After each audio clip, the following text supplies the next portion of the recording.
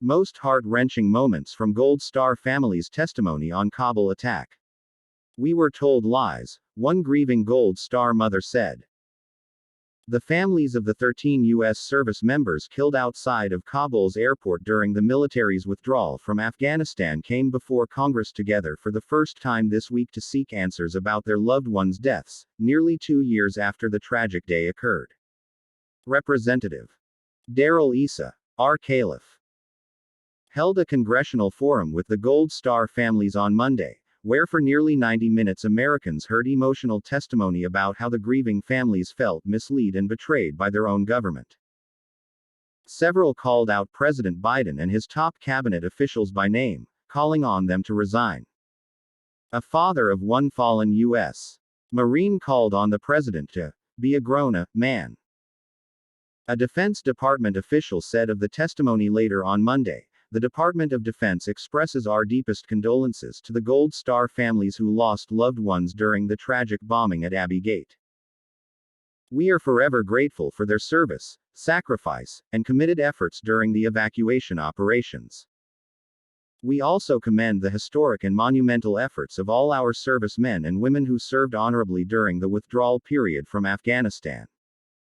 But several family members criticized the Biden administration and some even accused officials of lying about the circumstances of their loved one's death.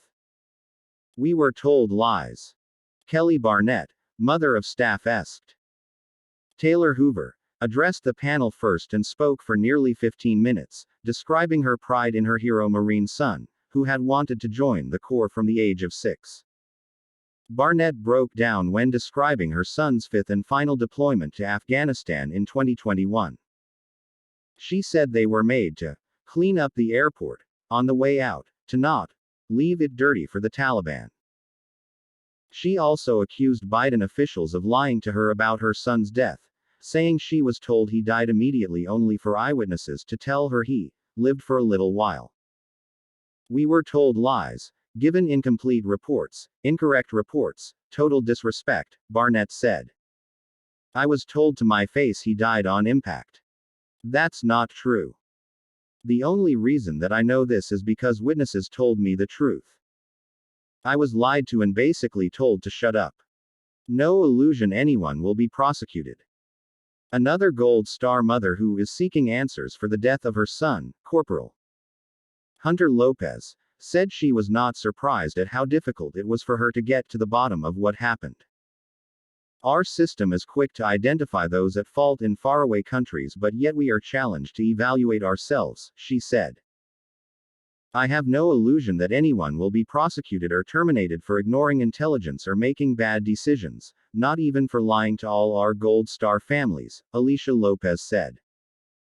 This outcome is sad, but it is what we have to come to expect from a system that would prefer to hold secrets for decades and beyond until someone finally has the decency to unseal classified information that would bring solace to grieving families.